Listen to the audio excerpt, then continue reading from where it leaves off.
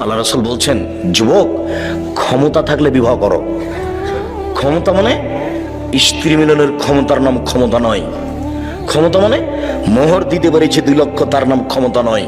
ক্ষমতা মানে স্ত্রীর জন্য বাড়ি তৈরি করেছি, পেশাব পায়খানা তৈরি করেছি, তার নাম ক্ষমতা নয়।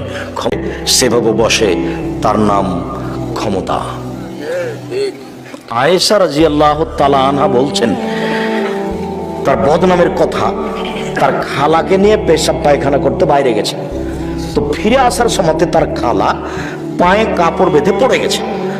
তখন তার খালা বলছেন, মেশতা ধ্বংস হোক। তখন আয়েশা রাদিয়াল্লাহু তাআলা বলেন, কি খালা?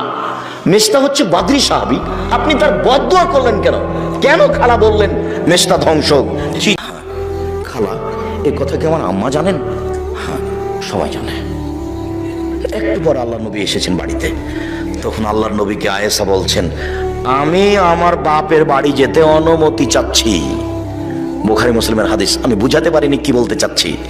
আমি বুঝাতে চাচ্ছি যে আয়েশা বাপের বাড়ি যাবে, তাই অনুমতি চাচ্ছে কার কাছে?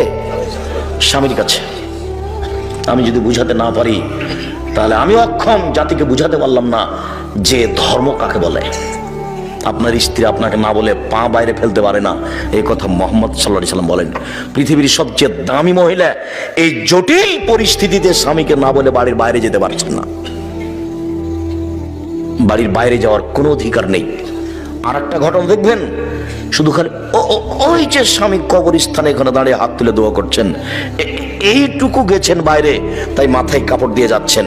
উনি বলছেন যে দেখলাম আল্লাহর নবী আমার পাশে শুয়ে গেলেন, জুতা স্যান্ডেল কাপড় চোপড় রেখে,